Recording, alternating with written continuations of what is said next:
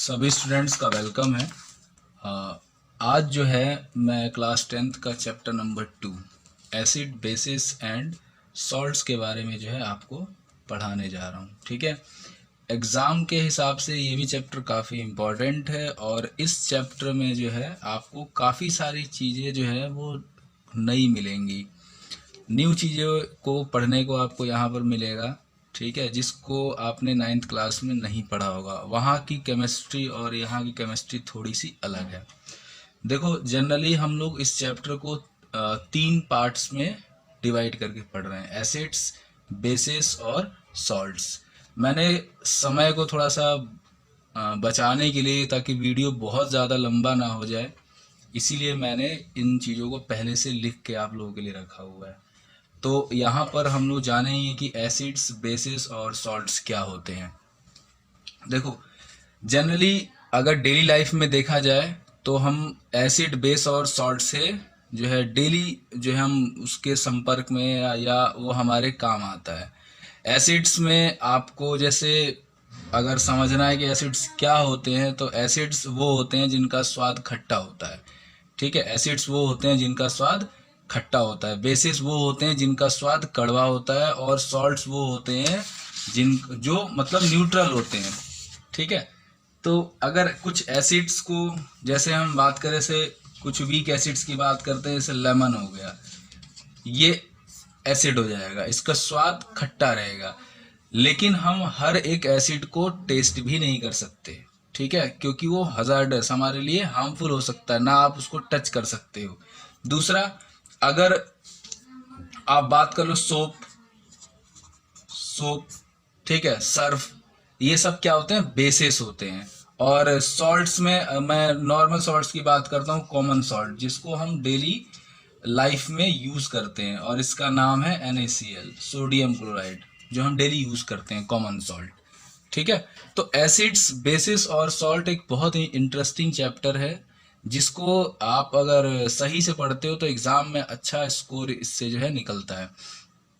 बहुत easy chapter है। ठीक है, अगर ध्यान से पढ़ा जाए तो बहुत इजी चैप्टर। नहीं पढ़ोगे तो फिर भूलते जाओगे, क्योंकि इसमें काफ़ी सारी चीज़ें नई नई हैं, आप उन सबको याद भी करना पड़ेगा आपको। तो मेमोराइज करते रहना और वीडियो को अंत तक, शुरू से लेकर अंत तक देखो, ताकि आपको समझ में आए। अगर एक बार समझ में नहीं आता, कुछ चीज़ें छूट जाती हैं, तो 3-4 बार वीडियो को जो है आप देखो, ताकि वो चीज़ें आपको समझ में आ जाए। ठीक है, और जो है मैं इस लेसन में आपको ये सब कराने के बाद जो NCERT है, मैं ज़्यादातर NCERT को ही जो है सिलेबस सोचता हूँ कि उसको ही पहले कवर कराया जाए, बाद में अगर एक्स्ट्रा होता है तो उसको ही मैं बताते हुए चलता हूँ यहाँ पे। बाकी जो है, जो टेक्स्ट बुक है उसके क्वेश्चंस, वो भी हम डिस्कस करेंगे। तो चलो आते हैं अपने टॉपिक पे, एसिड्स की बात करते हैं। देखो, एसिड्स क्या होते हैं। एसिड्स जनरली स्वाद में खट्टे होते हैं, सोर इन टेस्ट। ठीक है, दूसरा, एसिड्स क्या होते हैं। एसिड्स, देखो, एक लिटमस पेपर की बात आती है, क्योंकि मैंने अभी बोला था कि हम हर एक एसिड्स को चेक नहीं कर सकते टेस्ट करके। ठीक है, और ना ही आप उसे टच करके चेक कर सकते हो, तो उसके लिए हम लिटमस पेपर का इस्तेमाल करते हैं। देखो, लिटमस पेपर एक इंडिकेटर है, जिसका इस्तेमाल हम लोग इसके लिए करते हैं कि वो जो सब्सटेंस है, जो सॉल्यूशन आपने लिया हुआ है, वो एसिड है कि बेस है। तो देखो, अगर लिटमस कलर पेपर को अगर आपने जो है लिया है, तो देखो ऐसे होता है। क्या करते हैं हम, एक टेस्ट ट्यूब लेते हैं। ठीक है, इसको लेबोरेटरी में करोगे, एक टेस्ट ट्यूब लेते हैं, इसमें कुछ लिक्विड मैंने डाला। ठीक है, और अगर लिक्विड को मैंने डाला है और मैं लिटमस पेपर लेकर आता हूँ। ठीक है, लिटमस पेपर मैं लेकर आया, इस लिटमस पेपर को मैंने यहाँ पर इसमें डिप किया। ठीक है, थोड़ा सा प्रिकॉशन लेके हम लिटमस पेपर को डिप करते हैं, तो इसमें क्या होता है कि इसका जो कलर है, ये लिटमस पेपर का कलर जैसे आप डिप करोगे रेड हो जाएगा। यानी जो रेड कलर है वो ये इंडिकेट कर देगा, इंडिकेटर है, ये इंडिकेट कर देगा कि जो सब्सटेंस है वो एसिडिक है। ठीक है, तो लिखा ना मैंने, ब्लू से जो लिटमस पेपर जो है वो ब्लू से उसका कलर रेड में चेंज हो जाएगा। वैसे लिटमस पेपर का जो नेचुरल कलर होता है वो लगभग पर्पल कलर की तरह होता है। ठीक है, जिसको ये देखो, ये एक नेचुरल और इसको यूनिवर्सल इंडिकेटर भी कहा जाता है लिटमस पेपर को।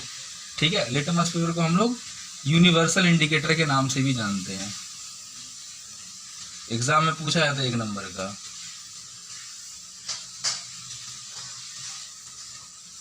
अब देखो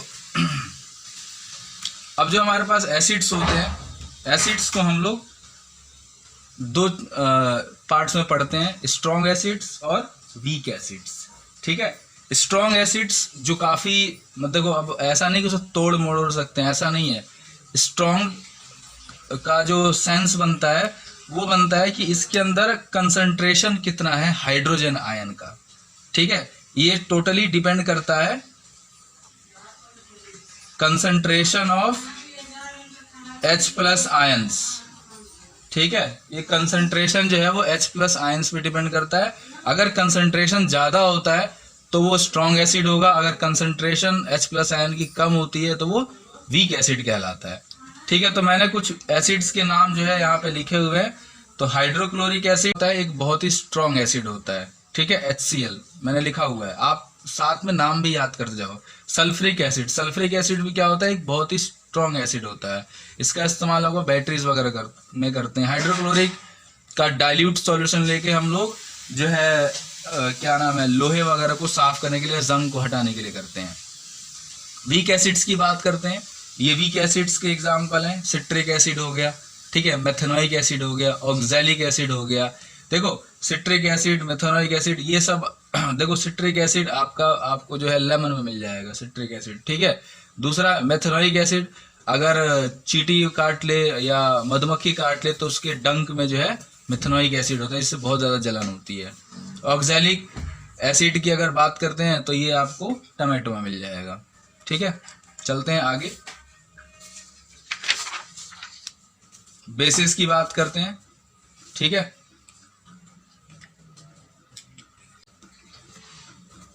और बद के इनको चिल्लाना ही होता है यहाँ खड़े होकर, 10 बार मना भी कर दिया कि बोलो मत। तुम बोल नहीं सकती कि मम्मी चुप हो जाओ।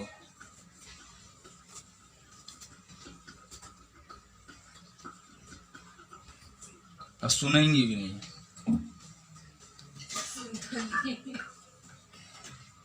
अब देखो बेसिस क्या होते हैं, बेसिस जो है वो स्वाद में कड़वे होते हैं।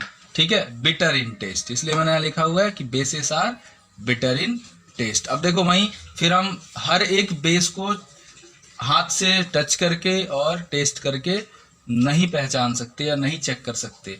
ठीक है, अब देखो इसके लिए भी हम लिटमस पेपर का इस्तेमाल करते हैं, ये भी हमारा क्या है, एक यूनिवर्सल इंडिकेटर है। अब देखो यहाँ पर क्या होगा, अगर आप रेड लिटमस पेपर को बेस के अंदर डालोगे, सॉल्यूशन के अंदर डालोगे, जैसे ये है, वैसे ही दूसरा टेस्ट ट्यूब लिया मैंने, इसके अंदर अगर मेरे पास कुछ सॉल्यूशन है जो मुझे नहीं पता क्या है, बट मुझे चेक करना है कि ये सॉल्यूशन कैसा है, जैसे ही मैं लिटमस पेपर को यहाँ पर ऐसे डिप करता हूँ, ठीक है, तो इसका कलर ब्लू स्टार्ट हो जाएगा, इसका कलर ब्लू में चेंज हो जाएगा।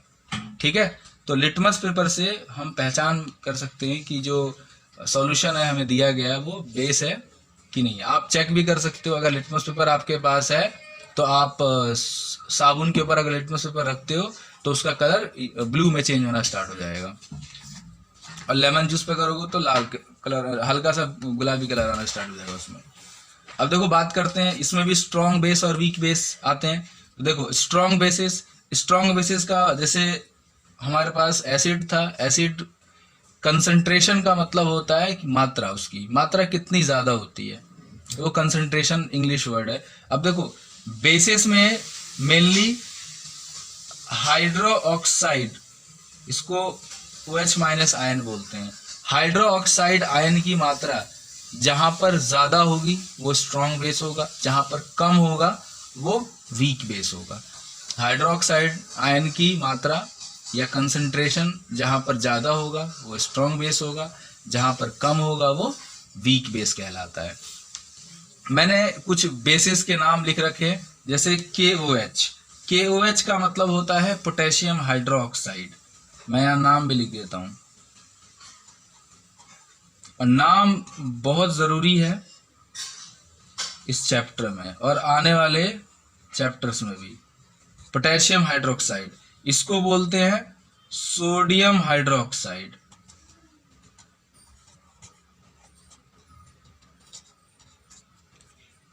ठीक है, अब कुछ वीक बेसिस के नाम है। ठीक है, जैसे वीक बेसिस में कैल्शियम हाइड्रोक्साइड इसका नाम है, ये आपने 9th में पढ़ा भी है नाम, बट ये नहीं पता था कि ये बेसेस हैं कि नहीं। बेस और एसिड के बारे में आपको वहाँ ज़्यादा डिटेल में नहीं बताया गया। इसको बोलते हैं मैग्नीशियम हाइड्रोक्साइड।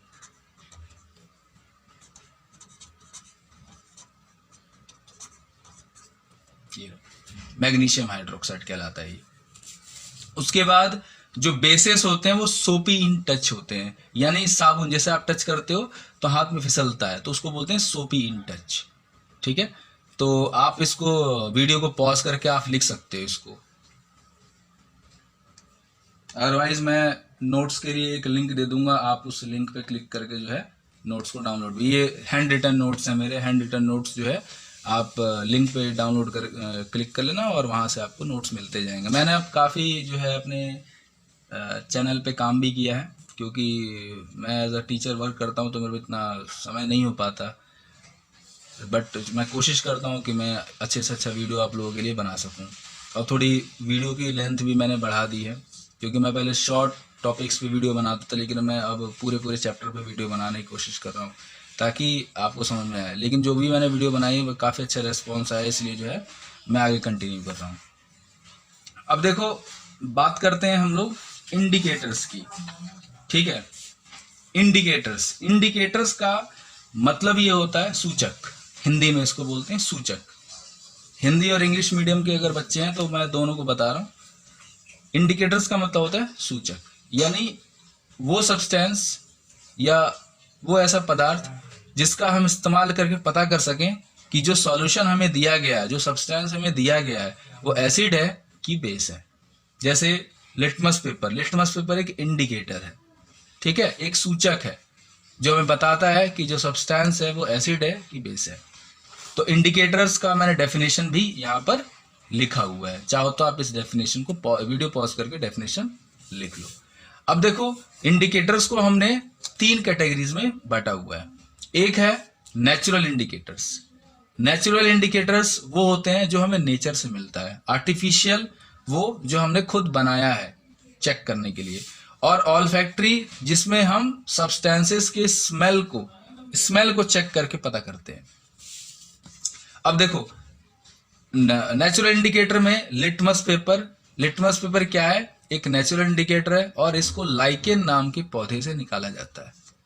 लाइकेन नाम का एक प्लांट होता है जिसमें से निकाला जाता है। देखो, इसके बारे में आपको डिटेल एनसीईआरटी का जो चैप्टर नंबर 2 है उसमें फर्स्ट पेज में सबसे लास्ट में डू यू नो करके उसमें एक छोटा सा ऐसे बॉक्स बना हुआ है, उसमें लाइकेन के बारे में काफी डिटेल में आपको दिया हुआ है। दूसरा नेचुरल इंडिकेटर है टर्मरिक, हल्दी, उसके बाद रेड कैबेज, ठीक है, उसके बाद कुछ फ्लावर्स के पेटल्स जैसे पेटनिया और ग्रेनियम, इन दोनों के पेटल्स का भी इस्तेमाल करके हम चेक कर लेते हैं।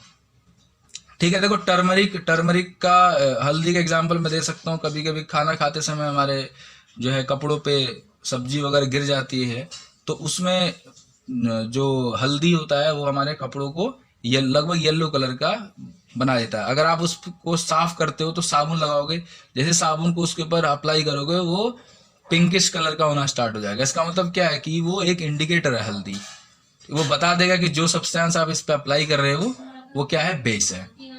ठीक है, अब देखो बात करते हैं लिटमस पेपर में कि अगर सब्सटेंस को, अभी लिटमस पेपर के मैं आगे थोड़ा सा इसमें डिस्कस करूंगा। लिटमस पेपर ऐसे मैंने पढ़ा दिया आपको, चलो मैं दोबारा बता देता हूँ कि अगर सब्सटेंस हमारा एसिडिक होता है, ठीक है, अगर सब्सटेंस हमारा एसिडिक होगा तो उसका कलर रेड आना चाहिए। ठीक है, जो लिटमस कलर है वो रेड हो जाना चाहिए ब्लू से।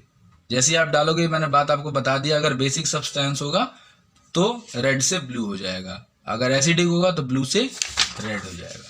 अब बात करते हैं आर्टिफिशियल। ये बहुत इंपॉर्टेंट है, जो नाम मैंने यहाँ लिखे हुए हैं और इधर जो लिखे हुए हैं, ये एक नंबर के क्वेश्चंस यहाँ से पूछे जाते हैं। 3 सेट बनता है, तब तीनों सेट में क्वेश्चंस लगभग इसमें से अच्छे खासे होते हैं। अब देखो मिथाइल ऑरेंज की बात करते हैं। देखो, पहला इंडिकेटर है हमारे इसमें मिथाइल ऑरेंज, दूसरा इंडिकेटर है हमारे पास फिनोप्थिलीन। ठीक है, अब देखो दोनों के बारे में आपको डिटेल में बताता हूँ। मिथाइल ऑरेंज की बात करते हैं पहले। देखो मिथाइल ऑरेंज एक सॉल्यूशन का नाम है, ठीक है। एक्चुअली क्या होता है कि हम लोग जब नेचुरल इंडिकेटर्स का इस्तेमाल करते हैं इसमें हमें प्रेसिजन नहीं मिल पाता, यानी एक्यूरेसी यहाँ पर नहीं है ज़्यादा कि आप चेक कर पाओ कि वो सब जो आपने पीएच चेक किया है, पीएच का मतलब जो आपने सब्सटेंस में चेक किया है कि वो कितना एसिडिक है और कितना बेसिक है, वो इतना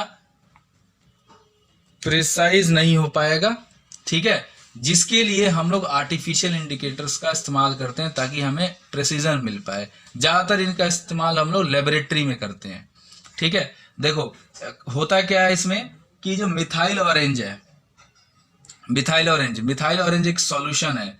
इसमें हम क्या करते हैं, अगर आपको चेक करना है कि सब्सटेंस एसिडिक है कि नहीं, तो इसके लिए क्या करते हैं कि मान लो कि हमारे पास जो टेस्ट ट्यूब है उसमें कुछ सब्सटेंस रखा हुआ है। अब हमें नहीं पता कि वो सब्सटेंस कैसा है, बस हमें चेक करना है कि वो एसिडिक है कि बेसिक है, ठीक है। अब मान लो इसमें एसिड, इसमें लिक्विड वो पड़ा हुआ है, मान लो इसके अंदर ऐसे लिक्विड पड़ा हुआ है, तो जैसे ही आप मिथाइल ऑरेंज इसके सॉल्यूशन के अंदर डालोगे, इसका कलर जो है वो रेड हो जाएगा ऐसे तुरंत। इसको आपको लैब में करके दिखाया जाएगा, ऐसे लिखा है कि in acidic solution colour is red. जैसे आप मिथाइल ऑरेंज को एसिडिक सॉल्यूशन में डालोगे यानी एसिड में डालोगे तो उसका कलर रेड हो जाएगा, ठीक है। अगर आप इसको बेसिक सॉल्यूशन में डालते हो तो इसका कलर येलो हो जाता है, यानी रेड और येलो कलर ये इंडिकेट कर रहे हैं कि सब्सटेंस एसिडिक है कि बेसिक है, ठीक है। दूसरा हमारे पास इंडिकेटर है जिसका नाम है फिनोल्फ्थलीन। फिनोल्फ्थलीन एक बहुत इंपॉर्टेंट सॉल्यूशन है जिसका इस्तेमाल एज अ इंडिकेटर हम लोग करते हैं। तो अगर आप इस फिनोल्फ्थलीन को एसिड सॉल्यूशन में डालते हो, यानी सब्सटेंस, मैंने आपको बताया कि एसिड क्या होते हैं। अगर आप एसिड में एक टेस्ट ट्यूब लो, उसके अंदर एसिड है और उसमें अगर आप फिनोल्फ्थलीन डालते हो तो उसका कलर अगर चेंज नहीं हुआ तो इसका मतलब है कि वो एसिडिक है। लेकिन अगर उसका कलर पिंक हो गया तो वो बेसिक सॉल्यूशन कहलाएगा, वो सॉल्यूशन बेसिक है। टेस्ट ट्यूब में अगर आपने एक सॉल्यूशन लिया हुआ है, उसके अंदर फिनोल्फ्थलीन डाल दिया, अगर उसका कलर पिंक हो गया तो वो सॉल्यूशन बेसिक सॉल्यूशन कहलाएगा, ठीक है। तीसरी बात, अब तीसरे इंडिकेटर की तरफ बढ़ते हैं हम लोग, ऑल्फैक्टरी इंडिकेटर्स, ठीक है। तो जैसे डेफिनेशन से मैंने आपको इसके पहले ही बताया था, डेफिनेशन बताया कि दो सब्सटेंसेस हुज स्मेल, या फिर उसका ऑर्डर का मतलब स्मेल होता है, चेंजेस इन एसिडिक और बेसिक सॉल्यूशंस। यानी अगर हमारे पास कुछ सब्सटेंस है और अगर हम उसको एसिड या बेस में डालते हैं और ऐसा करने पर उस सब्सटेंस का स्मेल बदल जाता है, चेंज हो जाता है, तो वो ऑल्फैक्टरी इंडिकेटर्स कहलाते हैं, ठीक है। जैसे अनियन हो गया या वनीला हो गया, ये भी बहुत जो है एक अच्छा इंडिकेटर कहलाता है। अब बात करते हैं आगे। अभी तक तो हमने इंडिकेटर्स की बात की, ठीक है। वीडियो पॉज करके आप जो है चाहो तो लिख सकते हो, नहीं तो मैंने आपको बताया है कि मैं आपको एक लिंक दे दूंगा, आप जो है उसमें से नोट्स डाउनलोड कर सकते हैं, ठीक है। अगर किसी को ना हो पा रहा तो कमेंट बॉक्स में कमेंट कर देना, मैं आपको भेज दूंगा, ठीक है। अब बात करते हैं बच्चों प्रॉपर्टीज ऑफ एसिड्स की, ठीक है, कि जो हमारे पास एसिड्स होते हैं उनमें मतलब उनके पास ऐसी क्या प्रॉपर्टी होता है कि हम उसको एसिड बोलते हैं। तो पहला, वो सॉर इन टेस्ट होगा, ये पढ़ चुके हैं। वो ब्लू लिटमस पेपर को रेड कर देगा, एसिड जो है वो ब्लू लिटमस पेपर को रेड कलर में चेंज कर देगा, अगर ऐसा होता है तो वो एसिड कहलाता है। दूसरा, एसिड जो है वो इलेक्ट्रिसिटी कंडक्ट करता है। देखो ये एक बहुत इंपॉर्टेंट चीज है कि एसिड जो है वो इलेक्ट्रिसिटी कंडक्ट करता है, बट इसके लिए भी कुछ शर्तें हैं। अगर ये मतलब इन चीजों को अगर ये फुलफिल नहीं करता, इन कंडीशंस को ये फुलफिल नहीं करता, तो एसिड इलेक्ट्रिसिटी कंडक्ट नहीं कर पाएगा, ठीक है। अब इसमें मैं आपको कुछ चीज बताता हूँ, आपको कंफ्यूजन ना हो, कुछ चीजों में कंफ्यूजन हो जाता है। दो वर्ड है जो बार बार इस्तेमाल होंगे, जिसको बोलते हैं कंसंट्रेटेड, और एक होता है डाइल्यूट। मैं आपको समझा देता हूँ कंसंट्रेटेड और डाइल्यूट का मतलब क्या होता है। इस चीज को हम बार बार यूज करेंगे और आपको हो सकता है ना समझ में आए, बच्चों को नहीं पता चलता। कंसंट्रेटेड का मतलब होता है गाढ़ापन, ठीक है। मतलब अगर कोई सॉल्यूशन लिया गया है, अगर एक की मात्रा बहुत ज्यादा है और एक की मात्रा बहुत कम है, जैसे फॉर एग्जाम्पल मान लो मैं एक एसिड सॉल्यूशन लेता हूं, ठीक है। एक टेस्ट ट्यूब है जिसके अंदर मैंने एसिड लिया, ठीक है, ये एसिड है। अब इसके अंदर अगर 90% एसिड है और 10% वाटर है, तो ये कंसंट्रेटेड एसिड सॉल्यूशन कहलाएगा, ठीक है। 9 मतलब एसिड ज्यादा है और पानी कम है, तो ये कहलाएगा कंसंट्रेटेड एसिड सॉल्यूशन।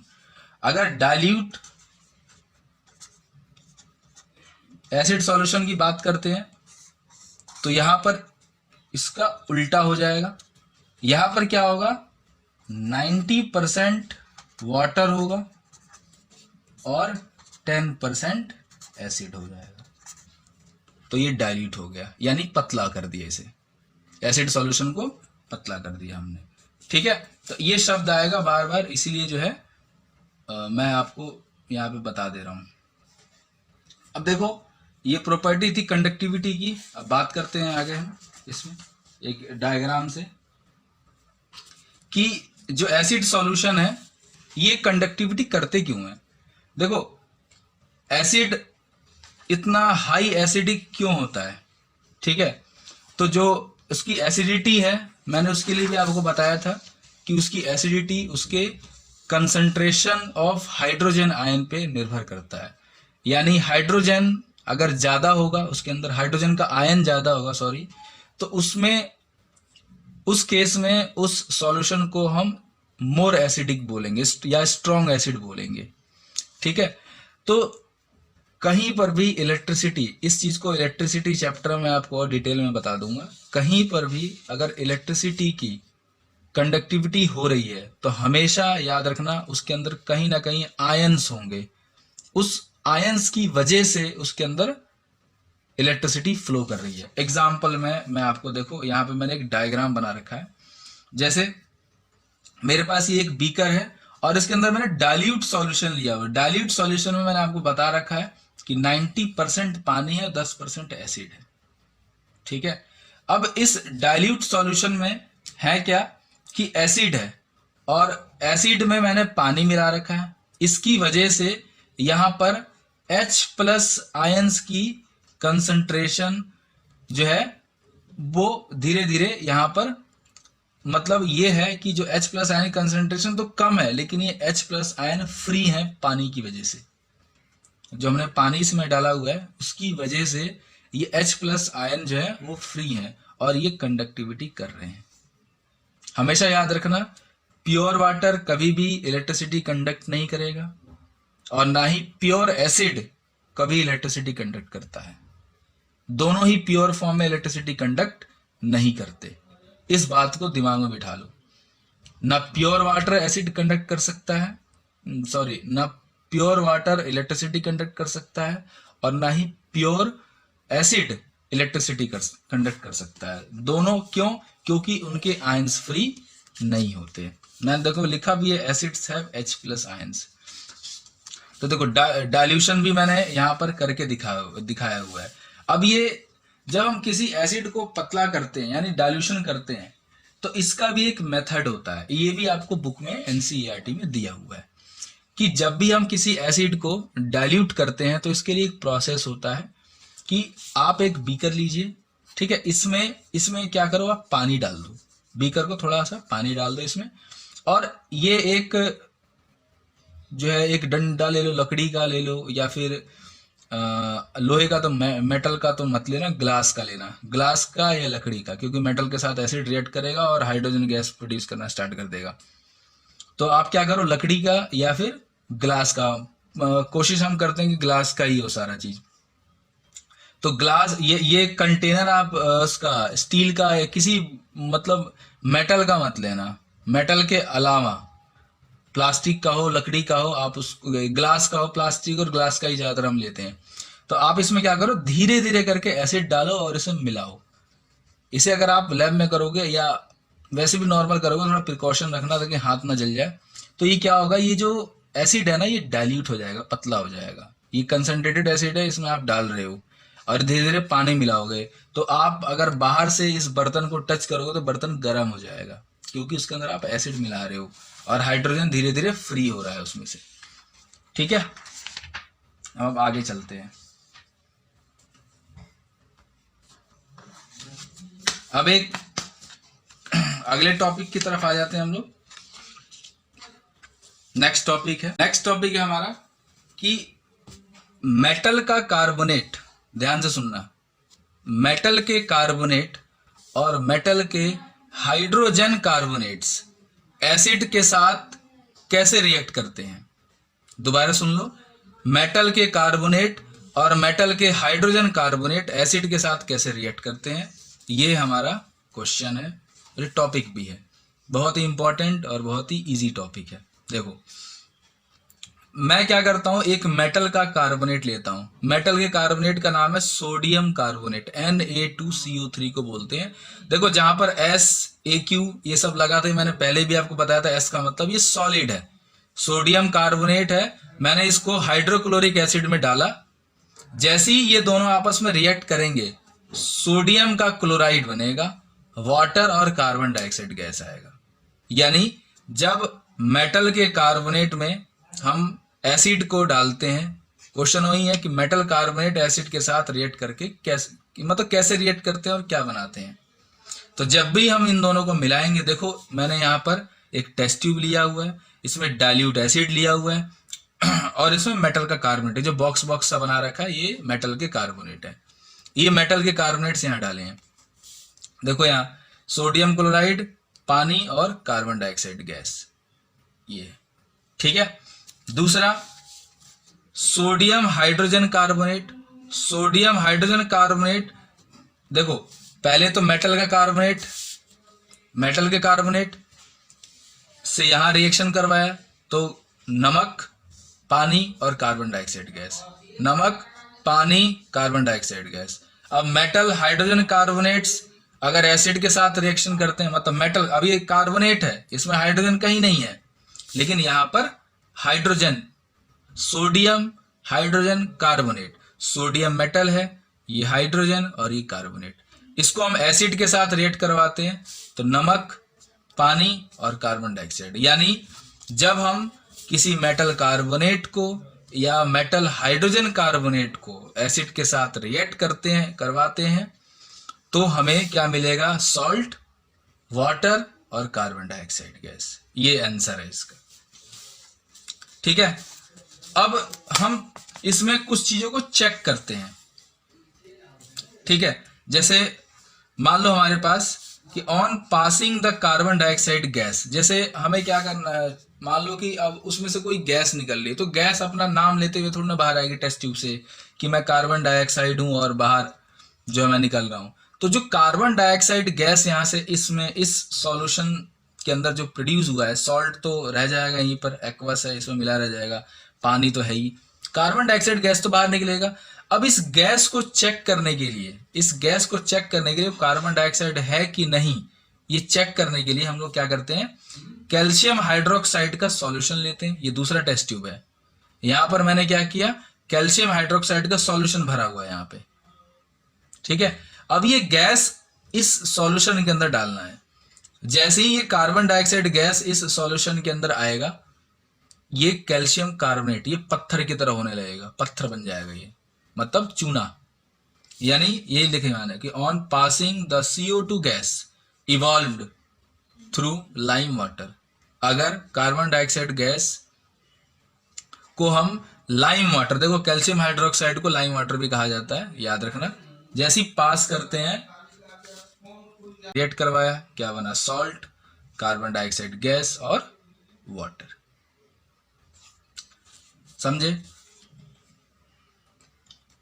तो अब अगला टॉपिक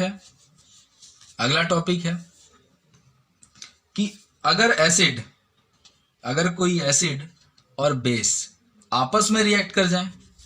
अभी तक हमने एसिड्स की जो है, एसिड, मान लो हमारा एसिड है, उसको मेटल के कार्बोनेट के साथ रिएक्शन करवाया, मेटल के साथ रिएक्शन करवाया, लेकिन अब हम क्या कर रहे हैं कि एसिड्स हैं और बेसिस हैं, ये आपस में रिएक्ट कर जाए, एसिड किसी बेस के साथ रिएक्ट कर जाए या बेस किसी एसिड के साथ रिएक्ट कर जाए, तो क्या होगा?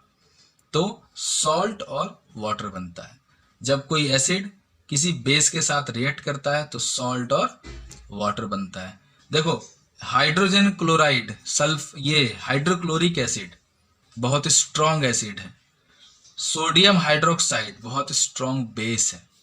जब ये आपस में रिएक्ट करते हैं तो सॉल्ट बनाते हैं, जो कॉमन सॉल्ट जिसे हम खाते हैं, और वाटर। ठीक है, ये भी काफी इंपॉर्टेंट रिएक्शन है। इसको कई बार हम न्यूट्रलाइजेशन रिएक्शन भी कहते हैं। न्यूट्रलाइजेशन रिएक्शन का मतलब होता है कि ये न्यूट्रल हो गया, ना ये एसिड रह गया और ना ये बेस रह गया, जो सोडियम क्लोराइड है। अगर आप इस पे लिटमस पेपर रखोगे तो ना इसका कलर रेड होगा ना इसका कलर ब्लू होगा। ठीक है, इसको वीडियो पॉज करके आप एक बार और देख सकते हो, एक बार और सुन सकते हो बातों को। काफी इंपॉर्टेंट चीजें हैं ये, काफी काम आएंगे आप लोग।